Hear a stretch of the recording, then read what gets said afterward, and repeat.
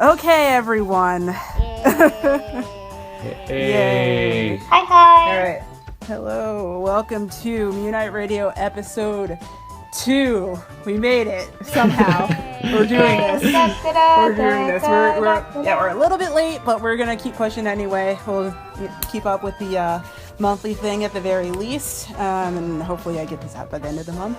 But... It's only July. It's okay. It's only like the 25th of July when we're recording this. It's like not like we have like 6 days left or anything. It's not like I didn't realize this earlier and realized I had to be an adult. Ha ha ha. It'll all be not okay. at all. Everything's it's going gonna to be okay. All right. So we'll just start going around with introductions. I am Viola, and today we have whoever wants to go first. I guess I'll go first since I'm first in the list. So I am Harmonia, and it is nice to meet everyone again. Let's all have a fun time. Yay! And I am Yuki. Hi. Nico ni. And I am Isla, also known as I-chan. It is nice to meet you. Oh. Yay. Okay, so unlike last time, we don't really have to explain why we're doing this. If you guys did check out the last episode, you definitely should. Also, this month is July, and next month is August, and August means... Otakon. Boy, that was cheesy. Okay. So what we do want to start out with is that we are going to be at Otakon, very obviously. And we will have our usual Botake 101 panel at 2 to 4 p.m. in Marriott Level M1 in Workshop Room 2. And that is Friday. Yeah. Friday. And I think we're going to be doing a little bit of things a little bit different. Do we want to talk about those a little bit, or do we want to keep them a secret? Just say we're gonna put your skills that we'll be teaching to work. So be ready and let's all have some fun. Yeah. Okay. Also, I'm gonna just go down the list of all the Otakon details just for now. We are also on Friday night going to be participating in Dance Masters United, and that will tentatively be at 8 p.m. We haven't gotten all the details for that, but please stay tuned to our Facebook page for more information on when exactly that will be, if that time moves at all. And then Sunday, it will be our 6th live with a new set and new everything, pretty much, isn't it, guys? Boy. This is gonna be definitely a new experience for Unite. So from the leader's perspective, I really hope that every single Uniter will come and join us and accept the new Unite as is. So I guess you could say that we're going to Gamba Ruby our way to the top here. Oh my god. Yeah. Oh my god. I'm going to make this less awkward now, and let's just get into...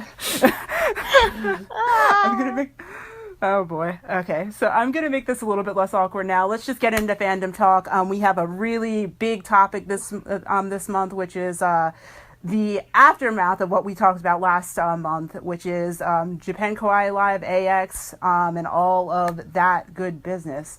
So I was the only one here who did not go to AX this year. Oh, we all missed you. Yeah. I'm sure you guys But did. you did end up spending money there, didn't you?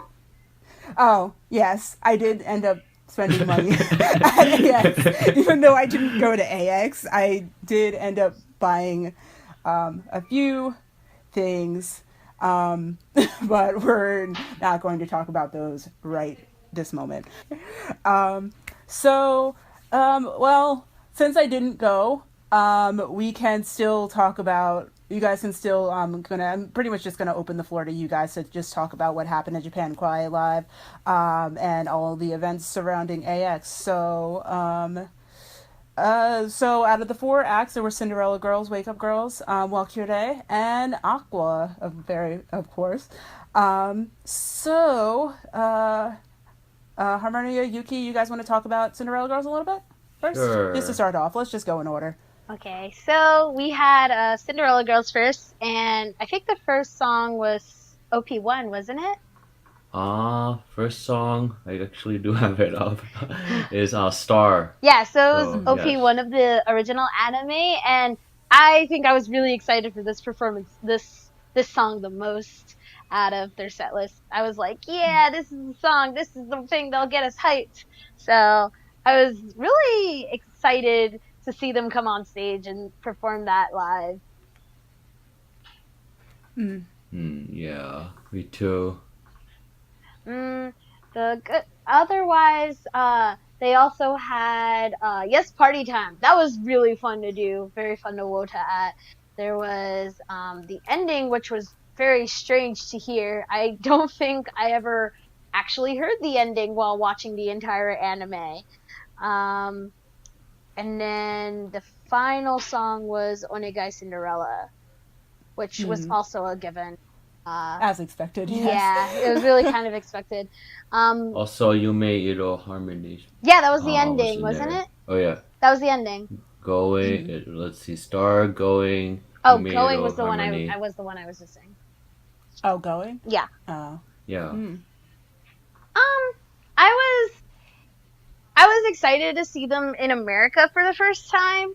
I thought I had a lot of high expectations, and they did do definitely exceed some of those expectations. There's some points I was like, um, I don't think you guys are catering to the American audience that well, because there's this one part they took some scenes from the Cinderella Girls theater and they rehearsed the lines, but they just had it in the four kami style, like how the original series was, and they just said the line.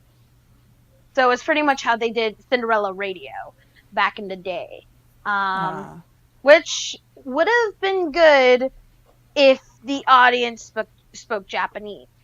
Yeah, they didn't have any. They They didn't didn't really have have any. What was it? subtitles or Yeah. stuff like that. So that was a rough MC. But I think they pulled through. Right. I mean, I understood that as far as, and I guess I'll talk more about this well as as we go on to the other acts. But I noticed that I remember them. I remember like we're reading some interviews about it, and that a lot of the girls were actually quite happy that they were able to just speak in their native tongue because they thought like, oh well, it's it, like I feel like the audience felt as if we were more comfortable speaking Japanese instead of actually trying to speak English, and I guess that could be misunderstood in a way.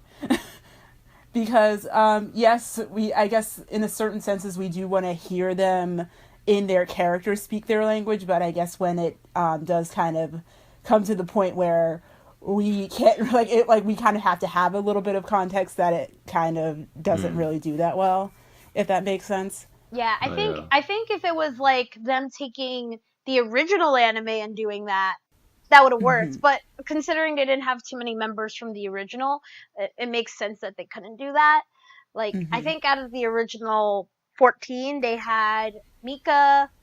Well, I guess she's 15 if you count Mika. They had Mika, Miria, and Kidari, and Anzu. No, they had four of the original.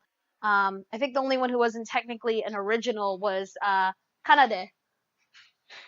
So, I mean, they could have taken like something from the original, and if they did that, I think that would have been more recognizable than the theater. I think they were trying to push the theater since that is the thing that is on Crunchyroll and the current thing right now. Yeah. But it was definitely, um, yeah, they like everyone wants them to speak their language, but that was, I think, to a good portion, especially since that was their first time seeing Cinderella Girls, might have been a little awkward. But otherwise, like I enjoyed it. I enjoyed it because I've watched the Cinderella Girls theater and I know all these characters. my friend enjoyed it. She enjoyed the singing, the performance and stuff. She never seen Cinderella Girls, but she like wasn't sure what to do with the theater. Mm. I don't know. It's very different since this is the first time for a lot of these acts coming into the States. Right. So, Right. that was a lot more, a lot less positive than originally planned. But I think that was something that had to be discussed. I enjoyed it overall. I really they were a good opening act with Star and some of their set lists. Yeah. Well, I mean, there's always another. I mean, I'm sure there's other opportunities, and I feel like, you know, if you hopefully they come back. But yeah, I feel like, you know, it's what you felt. It wasn't really necessarily, you know. I still love them. They still hold a very special place in my heart. Right. Yeah. They were still very good to me, even though if the ending was a little awkward. Okay. I think that was the first time I heard the ending. Oh, okay. Like, truth be told, I'm like, oh, what is this? Right. Okay. All right. So that was Cinderella Girls, and I didn't hear anything about like any other supplemental events from them, like in terms of like at the con. No, there wasn't anything. I think they left literally right after the goodbye event, actually. Yeah. Okay. I think they went to Hollywood, maybe. I don't know if that was before or after. They went to Hollywood at some point, or they went to In-N-Out at one point, got food. I'm guessing that was either at the airport or something. And then I think they left. Like, I don't think they stuck around much. Actually, I think the In-N-Out they went to was in Hollywood. Yeah. I don't know whether I think it was Hollywood, right? Yeah, I remember seeing tweets with people doing Hollywood In-N-Out pilgrimages, anime pilgrimages to In-N-Out and Hollywood. But we'll talk about In-N-Out a little later. So do we want to move on to Wug? Yes, Wug. As far as now, yes. Before Ai-chan talks about what she wants to talk about, Harmonia has seemed to have done a 180 since the last episode. Wug definitely turned me on when you had a live performance there. Like I always like their songs, but definitely watching it live is definitely different. Their recordings don't do them justice. Right. Not in the slightest. All right. Well, yeah. I know that Isla has a lot more to talk about with Wug and something specifically regarding the goodbye stage. Yes, it was.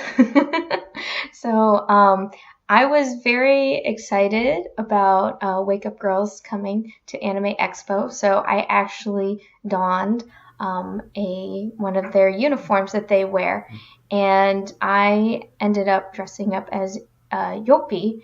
And whenever we were doing the wave at the goodbye, they were like very happy to see a lot of people, but as soon as I got to them, because they were one of the first people at the wave, as soon as each one of them made eye contact with me, Ai-chan first looked at my uniform and she got really excited. She started waving her hands and I couldn't understand everything she said, but you could definitely tell because she kept pointing to her outfit and my outfit, and I was not 100% what she was saying, but she was so excited that she started tapping on the shoulders of all of everybody else. And then they all got really excited too, that they started hopping up and down and like screaming. And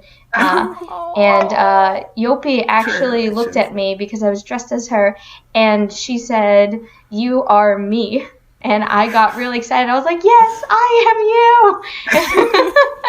And everyone got really excited, and they were all like waving at me like super hard. And then a security guard said, "Ma'am, you need to continue moving." Oh. And I was like, "Goodbye," and I blew them kisses, and Yopi blew me one back, and then and then there was other fans there, so I broke eye contact to not be selfish. It was a nice, maybe 8 seconds that I got to have senpais notice me. It was very nice, but everybody was very, very happy to be there and very energetic. It was great being able to wave goodbye to everybody. I do have to admit, though, the group that was the happiest, the perkiest, though, that I've noticed, and that could have been because they went on first, were the Cinderella girls. The rest of the ladies did look very tired after their sets, after probably being jet lagged. Yeah, I mean, I imagine, with not only just the performance, but also the jet lag of a definitely. very, very long amount of time that they probably had to endure. That they definitely had to endure. Was probably also affected by that. But I'm glad that they were able to, pull through and put on a really good performance. I was very happy, and I was very happy that my costume was able to wake up the Wake Up Girls. Yada. Go away now. I also wanted to make a short comment about their set was amazing. Their singing, their dancing was very, very good. But what was amazing for the community that they put it together, which I'm sorry if everyone else was going to announce it, but they actually had call books that were printed out that for all of the different acts that went on, all of the idols. So it was very, very nice. We were reviewing them in our seats before, in a few hours before the show, and practicing to make sure that we got all of them right. But I will pass it on to Yuki, as I think, Yuki, you also wanted to mention about all the songs they did and what meant the most to you. Oh yes. So the songs that Wake Up Girls performed were Tachiagure, Shoujo Kokyo Kyoku, Koi de Ai de Bokun desu, Beyond the Bottom, Seven Girls War, and Gokujo Smile. For me at least, the first two songs, Tachiagure and Shoujo Kokyo Kyoku, got me really excited because those two are my favorite songs, and I think I broke plenty of UOs for those songs. For me, I definitely think Gokujo Smile was probably my favorite. I was so sad when it ended. I was just like, oh, it was still good. It was still good. Like, it also helped that we had the study session like the week before, so we were all like, I was all really excited to like see all the songs. I was like, oh yeah, I'm ready for X, Y, and Z. Oh man, I probably, I mean, I wasn't there, but I probably would have straight up cried if I heard the Beyond the Bottom live. I'm just saying. It was intense live, honestly. I feel like the whole song just went by, and then I was just like, wait, that was over? Like, it was actually pretty magical, I think. Even though it was the slower song, I thought that was also really magical. Mm. It was really awesome to see, like, at first it, like, because not everyone knew the, like, color, because even with the call books, it's very hard to see, the call books when you're in the actual live. So it was fun to see, like, the colors turn from every individual color to the single white that you're supposed to use for Beyond the Bottom. Yeah, for Beyond the Bottom. So it was really cool to see that, because, like I said, like, especially if you're using the pen light as your light, you'll, like, be looking at it and, like, it'll show the color that you're reflecting, not the white, and it's just like, am I supposed to use white? Am I supposed to use specific color? What? Like, it was definitely, I thought they were very, very strong in their performance. Like, they were only the second act, and I was just so hyped. Oh, it was so good. And like I said, really watching them live is so much different from either having their CDs or having their Blu-rays, like having the live Blu-rays. Like, watching them live and in person, it's a totally different experience. Mm-hmm. And I think you notice it most with them. especially because Yeah. I think the live that we watched was There's, I believe, well, you're referring to the study session, correct? yeah, the study session. Wasn't that from 2015 or 14? Yeah, something like that. It was their second live tour, so it was a little bit dated, but I think it was one of the more recent things that we had, considering that the third live tour just went for sale And Fourth Live Tour recently, or is has going for just sale. started. So, Has just started. oh, Yeah. I forgot the other song. We missed the song actually. That we mentioned in their lineup. They also did Love Tyrant's opening, Koi de Aide Boken desu. Yeah, that's it. Koide Aide Bokun desu. Yeah, they did that as well. That was an interesting song to hear. I had never heard that song. It was fun though. I think that was a really good song.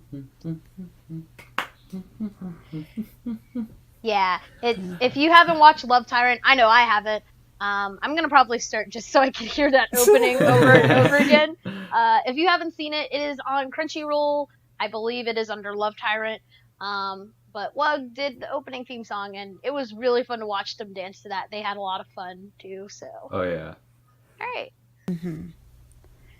Okay. So, Yeah. So, wow, a lot of us have 180 on Mug. I mean, like, I think, like I said, I didn't actually go to AX, but I did spend the entirety of that week binge watching the entire series. So we are probably a lot more informed about Wug than we were a month ago.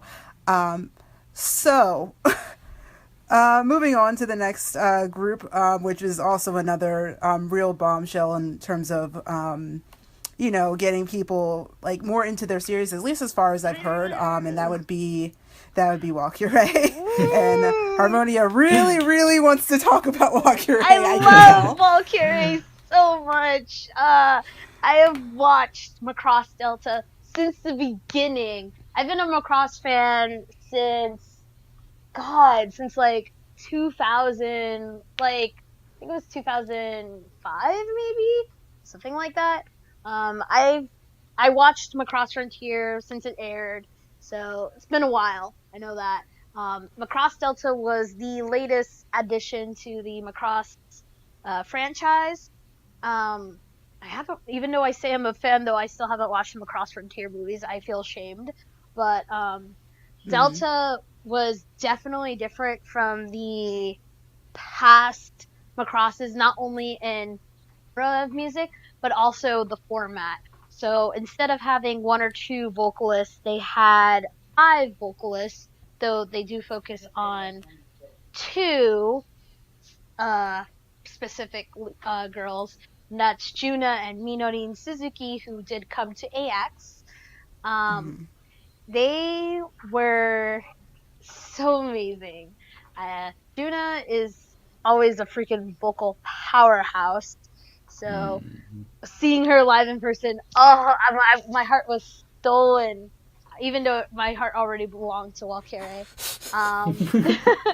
So, I only had two UOs that entire night. Both of them were broken for Walkure. Like, there was no stopping me. And there was actually a Walkure P not too far from me.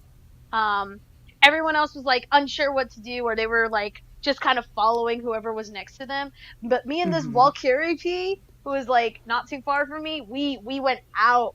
Like, like that was our time. We were like, Walkure!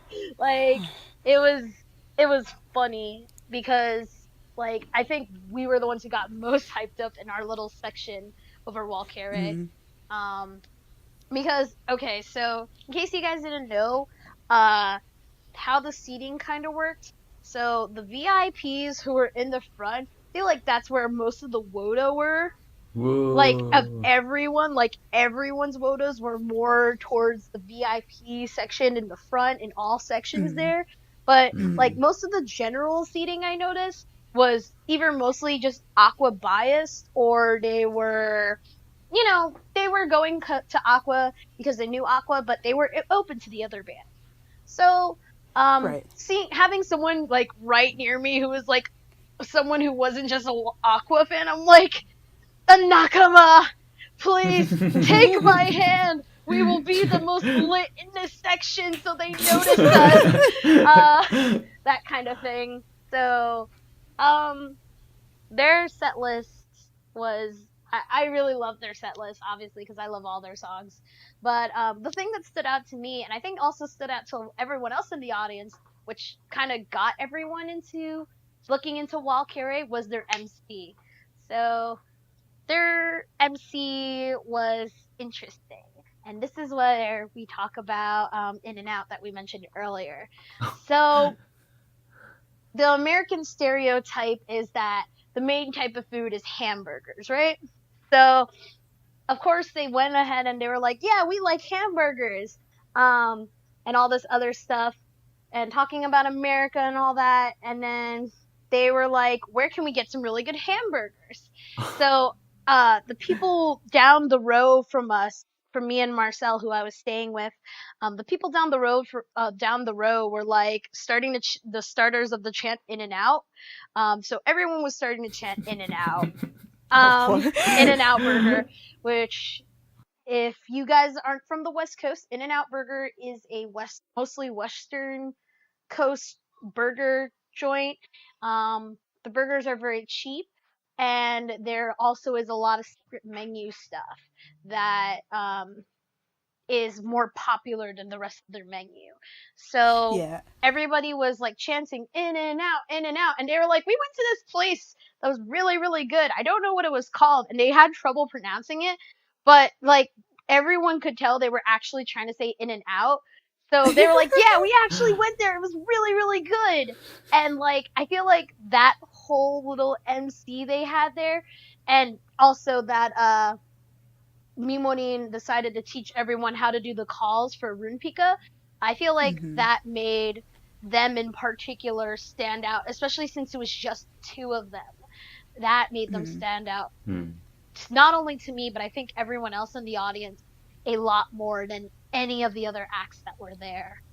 Even if they were just going for Aqua, or if they were just going for one or the other, I feel like that really stood out to them. So I'm really glad to see people on my Twitter feed or anywhere else really be like, I'm getting into Macross Delta. I'm like, please do. The anime is it's interesting, but the songs are so good, and all the characters are good, and all the seiyuu are good, and I cried during second live. I have a lot of emotions about Valkyrie, and I don't think I'll ever get over them. So their set, I should mention that. So their set was the first opening, Ichido no Ake no Koi Nara. This isn't in order, obviously, because I don't remember the order for my life. I was too busy getting too hyped. So is that the first opening? Ikenai Borderline, which obviously, which me and Yuki. Let me go into that later. Let me go into that after you go through the set list. Definitely. So it's Ikenai Borderline, Ichido Dake no Koi Nara, the first ending, Rune Pika to Pika ga Hikareba. And there's two more songs, I believe. Wait, I can check our little thing Coihulation the War. Yeah, Coihulation the War. I believe that was it for them. Right? Yeah, I believe that was it for them. They had 4 songs. No, they had one more song, I think. Bokura no Senjo. There we go. Bokura no Senjo, which is a really, really, really good song too. I love all their songs, but like, Ikenai Borderline was definitely the hype. Like, oh my god, the hype. I expected as much. The honestly. hypest song. Like, every single time I hear that song, I'm like, there should be more calls to this. Why? And the Japanese fandom's like, no, we gotta chill on the calls. I'm like, listen, hear me out on this. But it was a good time. Both of my UOs were broken to that song. Like, my friend had the UO in her hand and was just like, I'm not gonna use this. Just take it. And I was just like, you're insane. I broke many UOs to Ikenai Borderline. Didn't you break at least like 20? Not that much, but like at least at the near the end, I did Wolverine, Wolverine, yeah. which is like €4 in each hand held like Wolverine, So, like, and well, basically, to explain it to the people who are watching this and probably can't really see it, so you'll have one like in between your finger and middle finger, one in between your middle finger and ring finger, one in between your uh ring finger and your pinky finger, and then maybe one on your like in between your thumb and uh your Index index finger finger. You'll have it on both literally hands. like in your hand in a fist holding them. So the four Mhm. of them will be like that like Wolverine. Mhm. So, yeah. So yeah.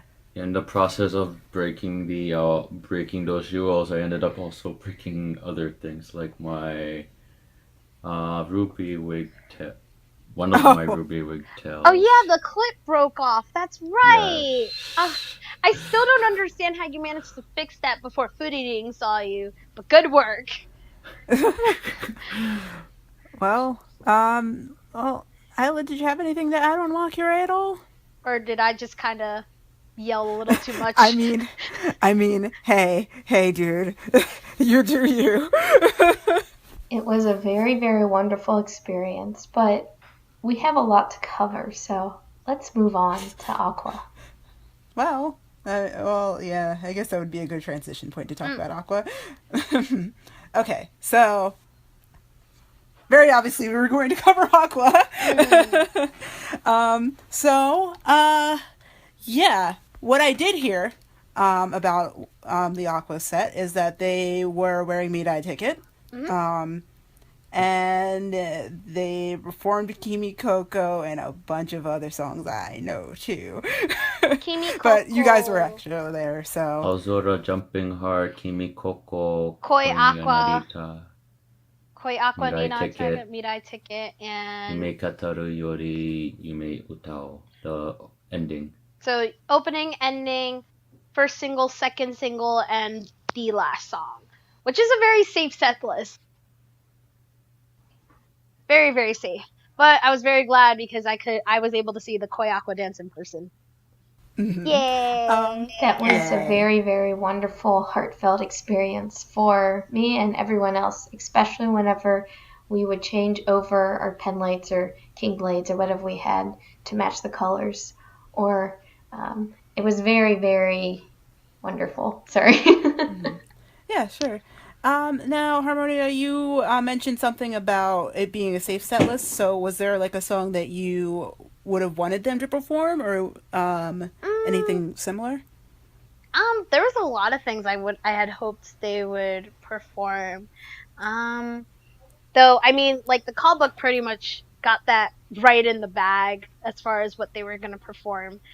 Mm-hmm. Um, it would have been cool to see Majuku live. Yes. I would have really, I think I would have cried if I saw Mijuku live. Especially if it was the whole thing. Like, oh, that would have broken my heart into pieces. Um, I know they were also very limited because since they have Happy Party Train Tour coming out, they have a lot of songs that they didn't do that wasn't in first live that they have to save for second live tour. Mm-hmm. So I know that's a thing as well. So I knew they were going to be very limited to their songs. Like those were definitely going to be the songs that they had in their pool. But like I don't know. It would have been nice to maybe happy asking for Happy Party Train is definitely too soon, but at least like Mm-hmm. I was really excited to see Pop Parts de Odoru Damun. Mm. I would have really liked to see that or Step 0 to 1 or like something like that live. So it was a very safe set list, but it was still a good set list. Mm-hmm. And Mm-hmm. you definitely saw like you definitely saw Suawa and Rikako take the lead as far as trying to speak English. Arisha did try as well. Her English wasn't um like people understood she was talking English, but I don't think people understood quite what she was saying. I think they definitely were the ones who tried to push for the English and international perspective because that's what Love Live Project has been doing. But Mm-hmm. I feel like it definitely worked out for them. I know like the first years were being kind of goofy on their own, the third years were being a little goofy on their own, but the second years were really taking charge of emceeing and stuff like that, having the leadership position like they normally do. Mm-hmm. So yeah. I will like if Yuki, if you would like to go first, you can. You can go first. Oh. Thank you. You're being so polite. It was a very emotional experience. The entire JKL Japan Kawaii Live. Everybody, even I wasn't sitting in the VIP section. I was maybe about 10 or 12 rows back. But to one point in time, during one of the songs, I turned my head to cough, and just seeing the entire audience in sync, raising their pen lights and doing woda to the songs and the calls, and it was a very wonderful emotional experience. It was also great to see that even though everybody has their own best girl, I felt like I could see all of the colors of everybody during Aqua. So each girl got their own representation. So I thought that was a very wonderful experience that they got to experience. Aqua got to experience, as well as all the performers at JKL. I felt like they were represented well, and the audience, I felt, was very, very positive reception. Wanting to try to do the calls, even though they were not as familiar with it. I would also like to mention that the audience was very friendly, not just with the call books they were giving out for free, that they paid their own pocket money for, but the gentleman who was sitting next to me, he was like, I was sitting between two different gentlemen, and they were very self-conscious about me because I'm only 4'11", and they were probably 6 foot. One of them was probably about 250 pounds and maybe 6'4", but he was very alert to taking up his space and to not be too wild. And it was also very nice at one point in time, whenever I was getting very, very hyped during Wake Up Girls, he actually gave me one of his UOs because he said, "You need this."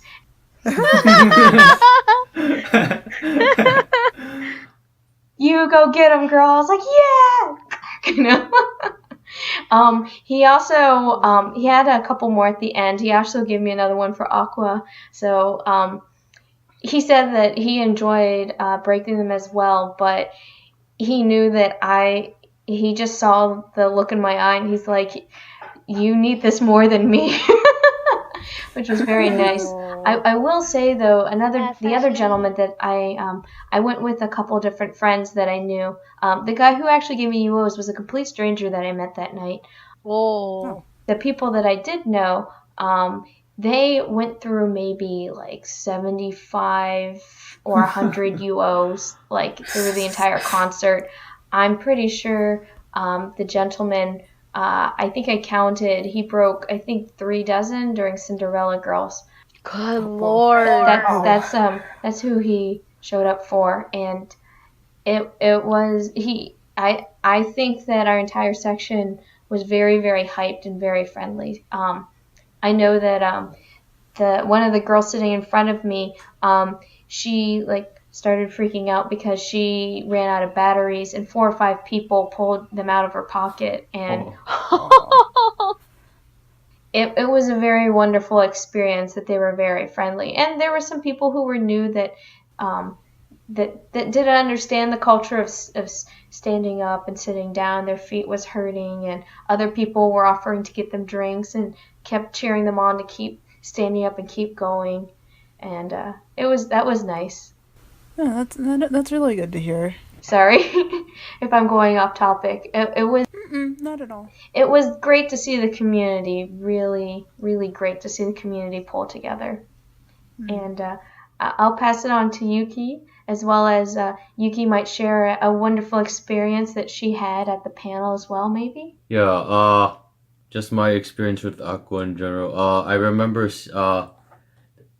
seeing them last year at AX, and it was or I remember I was so excited to see the six of the nine of them there.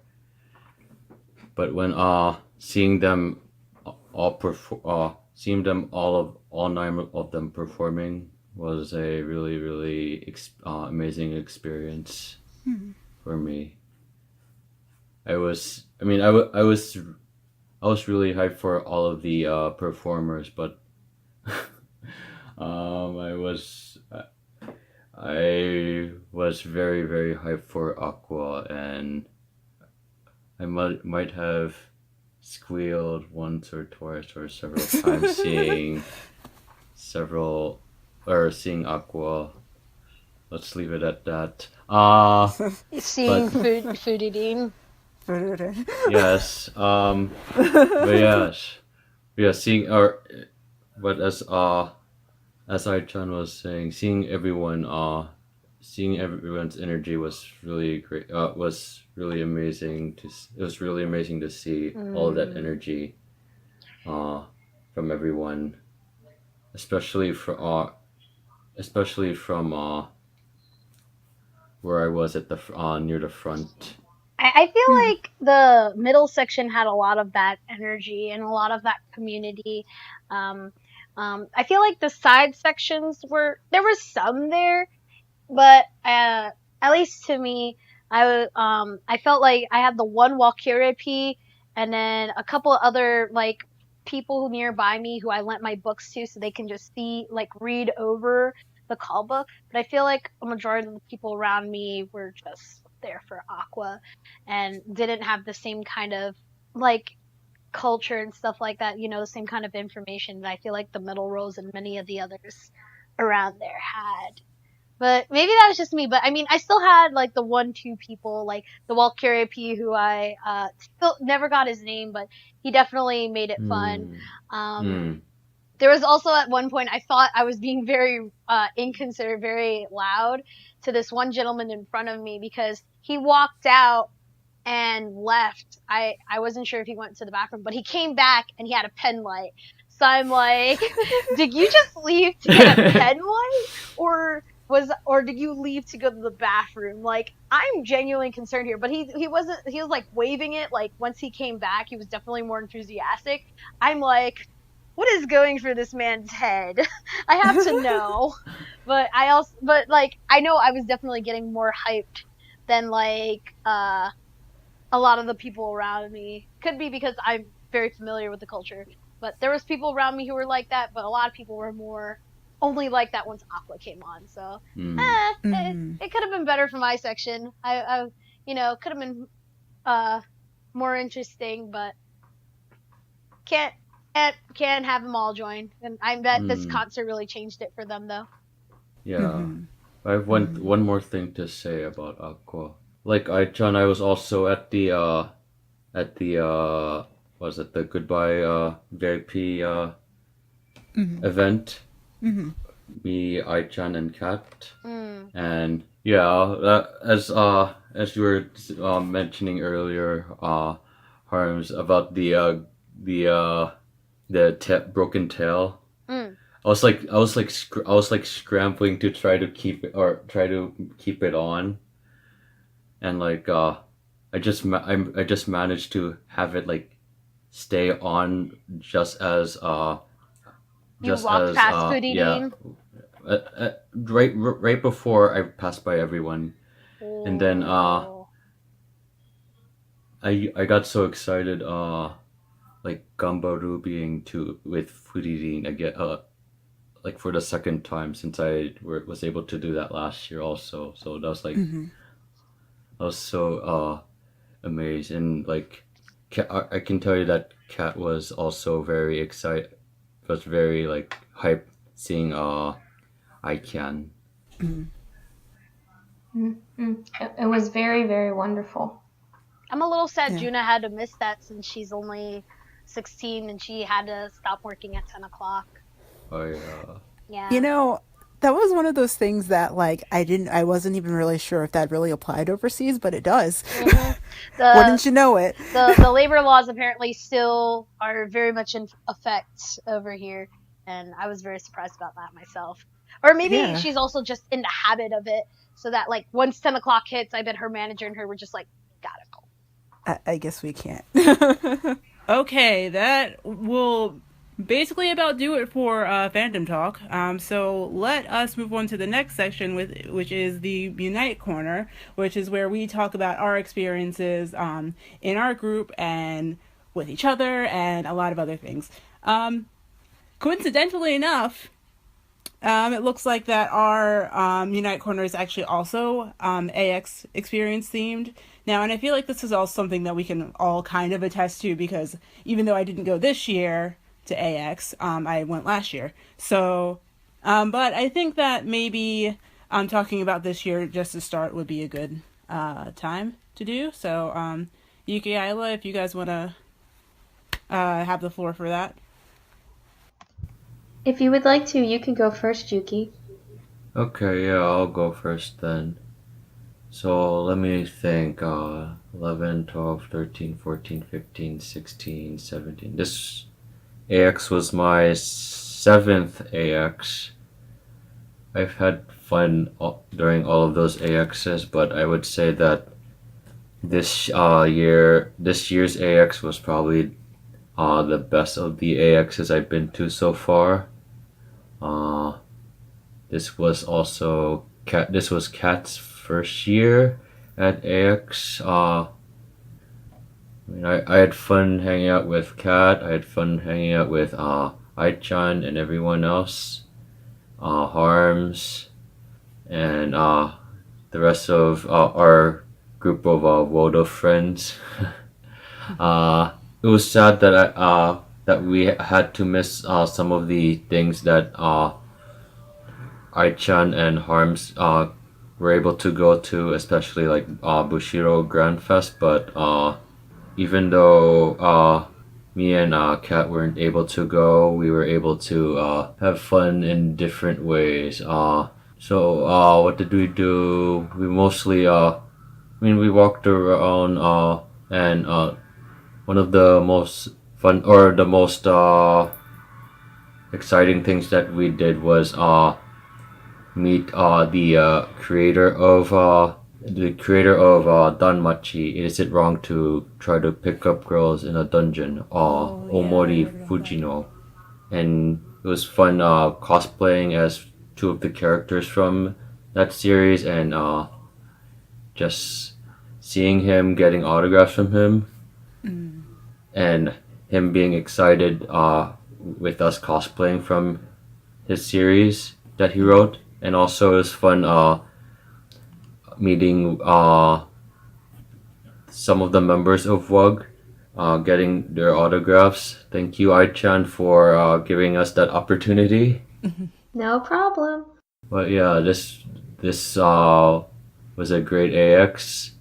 I really hope that next year will be even better. I hope that Anisong World Mastery comes back next year, because that was an amazing experience being in those concerts.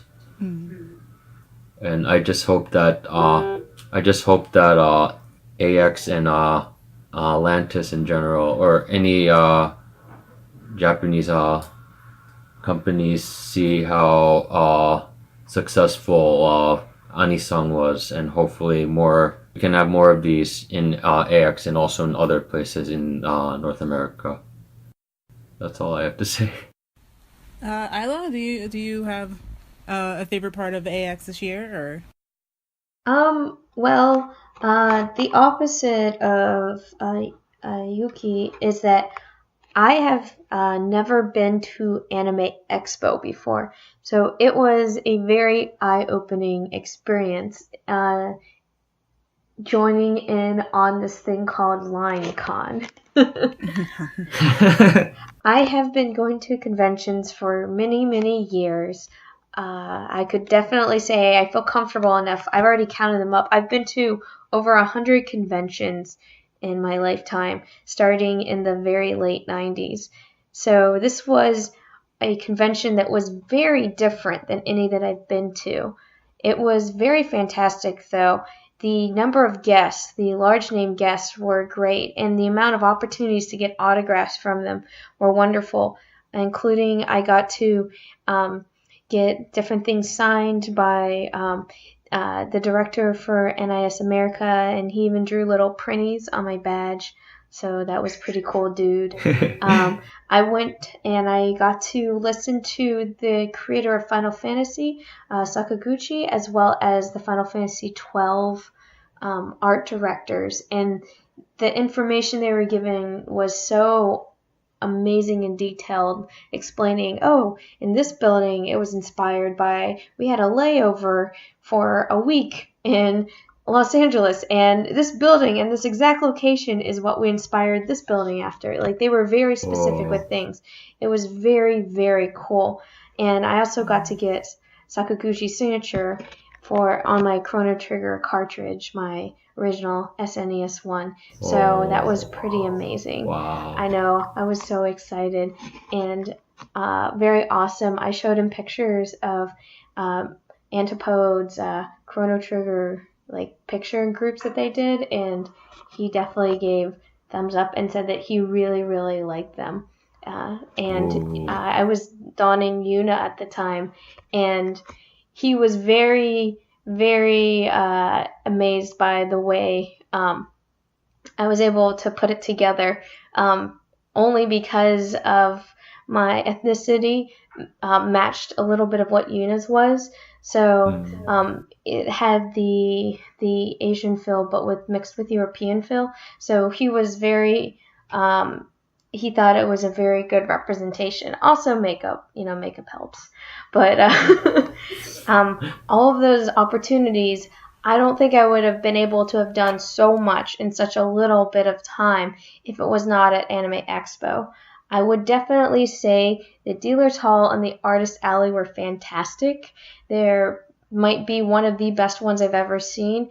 The dealers were very, very specific with niche things. It wasn't, say, as big as, I feel like other halls, like at Dragon Con, were bigger. Before, in the past, I think Anime Boston Otakon might be bigger, but the industry was so top-notch and so specific that really blew me out of the water, that I would never imagine certain companies coming and ever to the United States. So that was very good. So if you're an East Coast person like I am, I would definitely say making a trip out there to go shopping once is definitely worth it. Just make sure that you set a limit for yourself and not go too crazy. I definitely know that I spent a little bit more than I wanted to.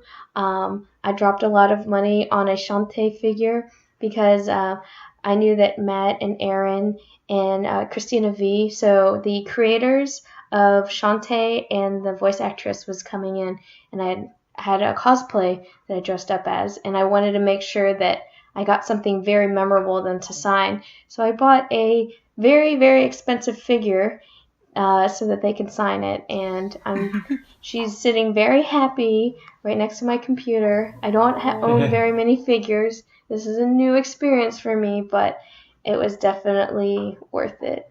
And I also wanted to nickname the con as Suffering. It's not Line Con, it's Suffering, because it is, it could be good suffering though. Like, I just stood in line for 16 hours, but I'm going to continue to stand because I want to support all the other artists, so my feet are starting to hurt. But then I'm going to do WOTA, and my arms are starting to suffer, and they're starting to hurt, and I didn't get much sleep, but I'm still going to keep on going because there's so much more, and we're only 2 days in, or I got in line overnight so that I could wait to pick up a ticket so that I can wait in line to get into a building, to get into another line, to get into another part of the other building down a hallway, to get into another line, to get into the specific room that won't open for another 2 hours, but I'm going to get into that line anyways, even though I've been up all night waiting in the original line. And then, after all that, I'm going to walk in and be able to get a ticket that will be able to get me another autograph somewhere else at a later time, that I'm going to leave and shower and then come back and wait in line to get back into another building, to wait in line to get into another room to then get signatures. But you don't just walk up and get your signatures, even though there's a time for it. You have to wait in line with the other 50 people, or if you're in standby, you have to wait in line with the other 75 people. And then after all of that, you wait in line again to get out. Oh my god. And I was just like, what is this madness? This is big. But it was all very enjoyable. And I look forward to next year. Oh boy. Oh my god. God. Wow. I think that pretty much speaks for itself. Pretty much. Well, yeah, I mean, I can definitely see that, with the amount of guests that they bring, they really like make sure that it's like top notch quality and top notch guests that they bring in, because like I've seen them bring really like people who I would probably never see at any other anime convention in the country. So yeah. Well, I mean, considering a lot of guests do tend to stick to the West. Right. Oh, Harmonia, did you have a specific part for Anime Expo that you liked in particular? I know you were only there for a couple days there, and not the full time, but Not particularly, unfortunately. I think the time I had more fun at was probably at PF and obviously JKL. I feel like I was mostly there for the concerts more than anything. I did go to the dealers hall and spend a little. I think my favorite part was finding the Lumika booth and being like, they're here. Like, but I think our friend Sean could probably talk more passionately about that than I could. yeah. I mean, I can at least attest to the dealer's room at AX being very, very top notch. I think that I think that's another thing that does kind of get overlooked. You get a lot of freebies, just by walking into the dealer's room. Like it's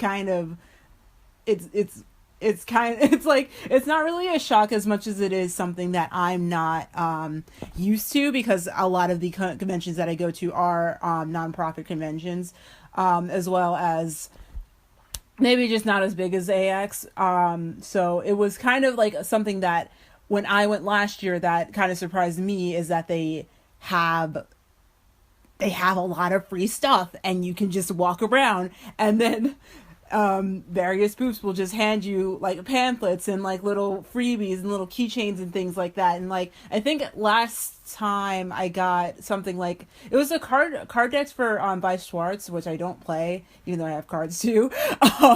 But like things like that, like stickers and things like that. If you buy things, they give you even more stuff. I know that Isla, when I had done my little proxy shopping, that she had actually gotten free Aqua stickers for purchases over a certain amount. So there is a lot of free stuff that you get just going to Anime Expo.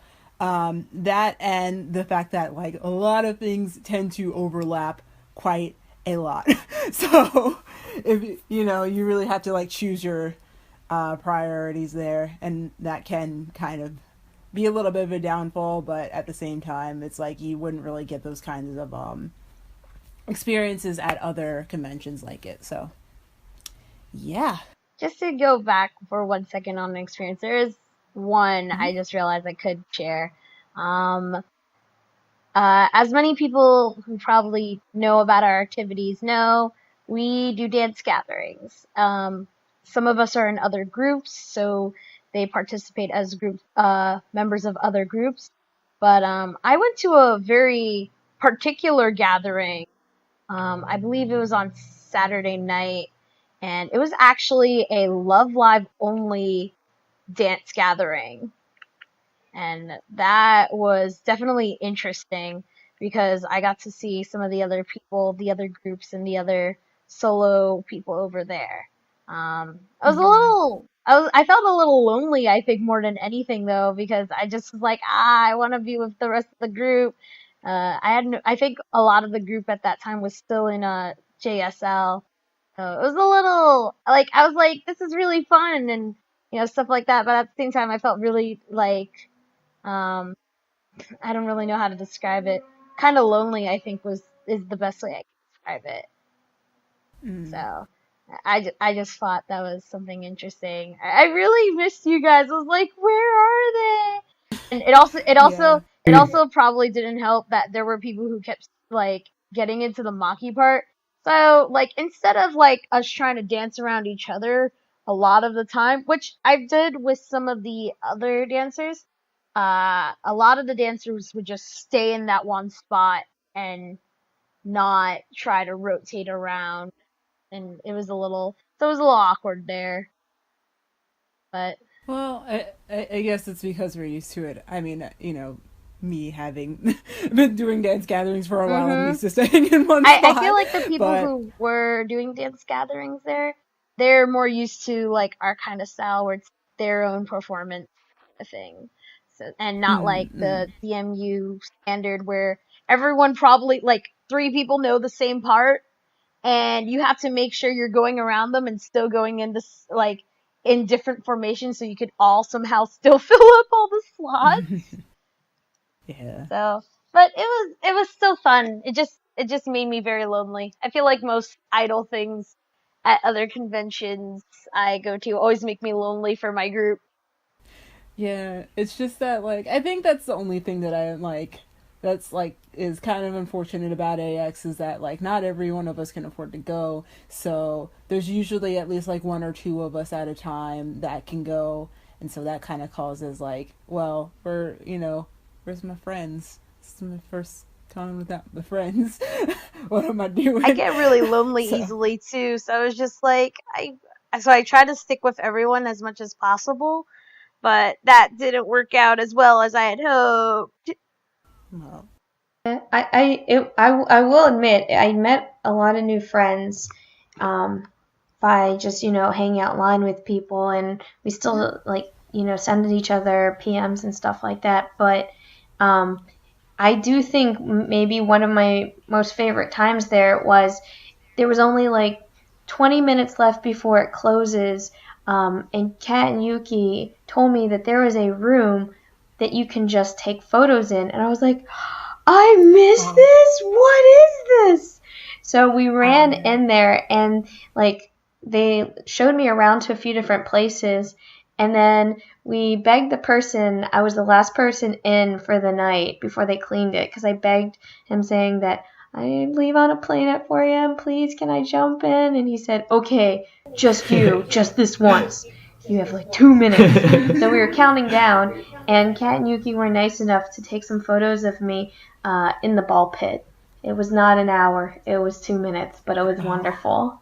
Um, and that was one of my most memorable experiences because I got to experience that with Kat and Yuki, full sprint running through the con, running, trying to grab the master sword, or jumping into all of the different sceneries with all the fencing, or the school like courts, like the basketball court, and it was it was such a great photo suite that was just free and anyone could walk up and could take pictures in these great backgrounds.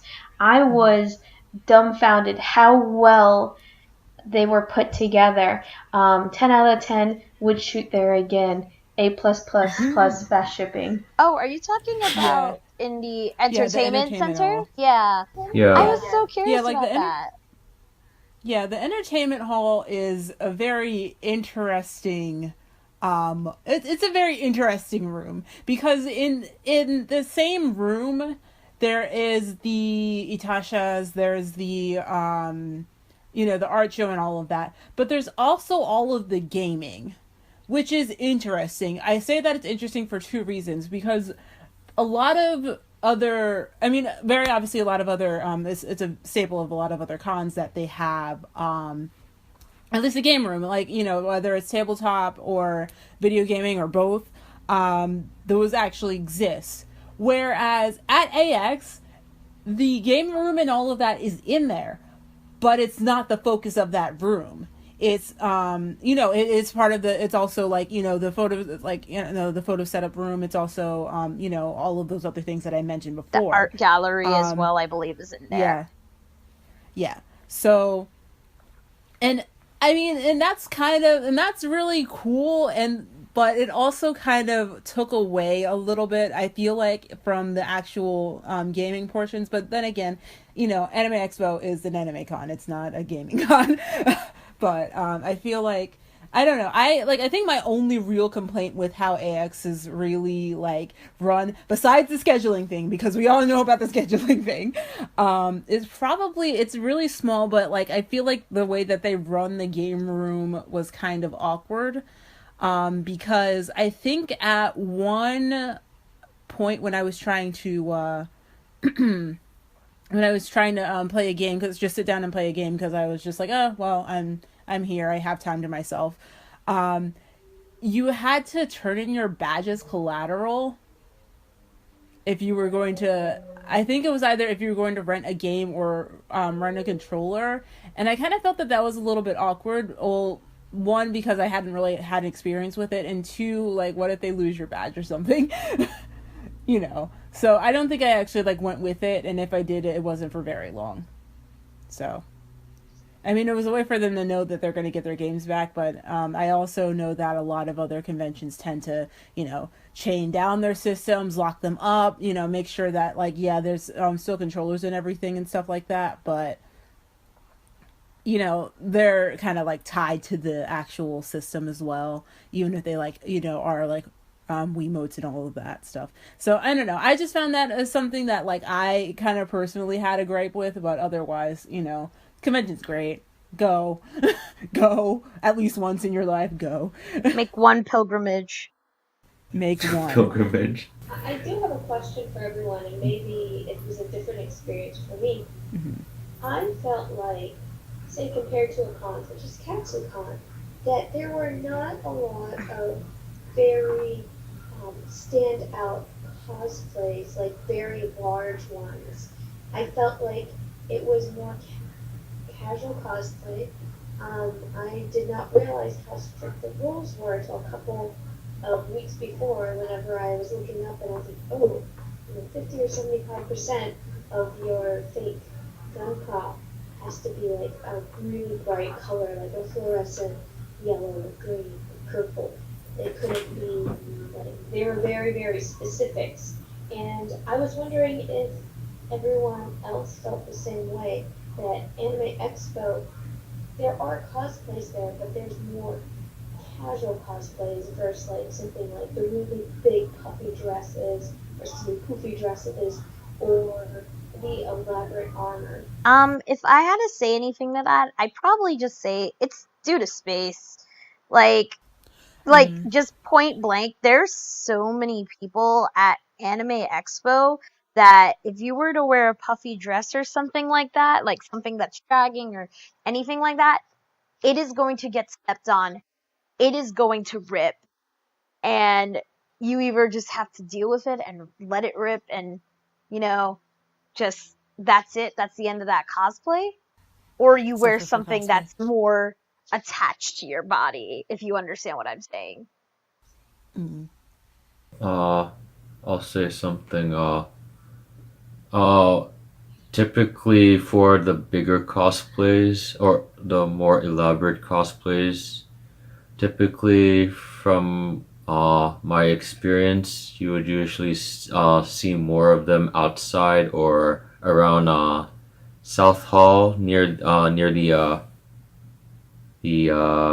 dealer's hall. Yeah, I just went to the Final Fantasy event, and there was also, you know, 4 hours worth of line that people were outside like 2 miles to get in during that time. But there was there was maybe like a handful of Final Fantasy cosplayers in there, and I was dumbfounded. And whenever I went to get my picture taken and the autograph from Sakaguchi, and I was in Yuna, he was very, very excited that he took out his personal cell phone and was taking selfies with me. Um, and I was like, okay, there's probably 1,000 units here. This is kind of weird. And then the person speaking, the translator said that there was not very many cosplayers that he had seen. And I don't know if that's just a culture thing, like in Japan, and they're different, what is it, Comic-Con? I don't think you can have cosplayers and industry in the same area. Right. Right. But I didn't see barely any of them on the con, and it was 30th anniversary, so I was pretty shocked. Maybe That's that's just my opinion. Um, yeah. That's so weird. but anyways, Yeah. it was a good con. Yes. I want to go back and experience the whole thing next time. I want to go back as a group trip with more people So that I'm never lonely. so that everyone's never lonely. Suffering. Oh no. Suffering. Okay. Speaking of suffering, Oh, yes. Whoopsies. Yes. Well, yeah, I guess we did suffer in another sense because, of course, in preparation for our next performance at Otakon on Sunday at noon. The location has I'll cut that out. probably been found. Maybe. Maybe. We had camp. Yay! Yay. And we practiced out in the hot sun. Well, me and Melly were, Somewhat. or me and Sakura were very, very nicely in the shade because we're up front and center. It Yeah. was great. Well, what about that time that we turned around? That time we turned I remember around, we were still mostly in the back. suffering. Rah. I wanted to say though, usually Sakura is the one who hosts our camp, but this time we decided to change locations, and Meme was the one who ended up hosting the camp. Yes, Panichi was the one who ended up hosting camp this time. What can we say about it? Well, I think the one spot that we ended up wanting to try to practice, we couldn't because it could only fit like about 2 to 3 people. And I do not think that Panachi had saw this as an oversight. So we had to end up practicing in her sunroom and then also outside. But outside was only for one specific song. So, What song is it? It's a mystery. well, you'll find out eventually. Oh my. Spoilers here for the time being. Do we have anything really interesting that happened? I know that there was another Yo Kampai, but we always do Yo Kampais. So that's something that happens all the time. Crepes. Crepes. Oh, yes. Well, okay. I didn't get to experience crepes, but the other 3 did. So yeah, we can talk about crepes. Yummy crepes. There was also 3 of us went over there. So how was that tour? We literally just went to Chocolate World, which is like just the chocolate making ride and gift shopping, and well, I don't even think it was gift shopping. It was more just we really want chocolate. What else was there? There's also like a couple of things to do there, but they cost money and like they weren't exactly what we had hoped. Like there's a make your own chocolate bar thing, but it's not like making your own flavor. It's more just like put everything on it, like sparkles and stuff like that, and then you get to eat it. Like I think that kind of thing. So I know we just ended up doing the 2 things, and then we got grapes. I think from my perspective, speaking of food specifically, I think I had made at least 2 Sheetz runs during that trip, and that was more than I would make in any weekend ever. So, yeah, we were close to a lot of Sheetz. I think we ate well at this camp, I would say that much. I also slaved over chicken for like 2.5 hours. Again, why I keep doing that to myself, I'm not really sure. Whoopsies. But, whoopsies. So. But if you were interested in ever getting fruits and Hershey, you can go to the store, and it's called All Bon Lieu, I believe, Aubonlieu.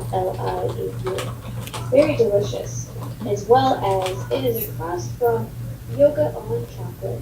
Now that location is not you literally doing yoga on chocolate. Contrary to belief. It's called Chocolate Avenue, which it does have Hershey Kisses that they hang up as a lamppost. Oh yeah. We had Marika, my sister. She actually lives in the Hershey area, and she was the one who recommended the crepe plate to eat at. But she came to camp because she might or might not be doing a secret club. Ooh. Secret. So much mystery rolling around Otakon, guys. Very much Binetsukata no mystery.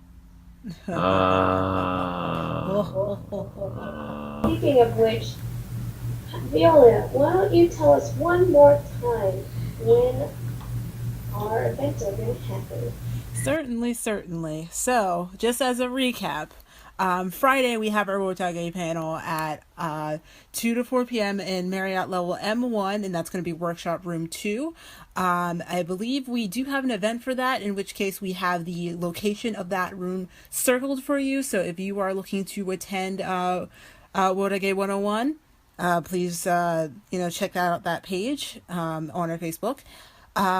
Also on Friday night, we have Dance Masters United, and that is that is basically a giant gathering with a lot of other groups in the area. So we can hope that you can come out. There may be actually some secret surprises and collaborations that occur there as well. And then, and then Sunday, we have our 6 Live, which we hope that you can join us for, and that's going to be noon to 1 p.m. The location is still tentative, but we are very, very close to confirming what location the showcase will be in. Please, again, check out our Facebook page for all of that information. And yeah, so that about wraps it up for the second episode, it looks like. Or 2.5. Well, 2.5. And we say 2.5 because we actually cut out a lot of the AX explanation and a lot of, other things except for, individual member experiences, because we had talked about a lot more about that. So if you want to know, or you want to listen to at least another good 30 to 40 minutes of us talking about Bushiroad Grand Fest Day 2 and Japan Super Live, then there will be a secret link posted somewhere. When? You're going to just have to look out for that. So. Bushiroad. So. Shh, copyright. Maybe. Okay. Maybe. We don't know. Maybe it's just brand washing. We're not really sure. So, if that just about does it for the second episode of Mute Night Radio, I have been Viola. I've been Harmonia. I'm Yuki. And I am Delma. I love Delma. I can Delma Zora. You're not even Zura. See you guys next time. Bye-bye. Bye. Domo.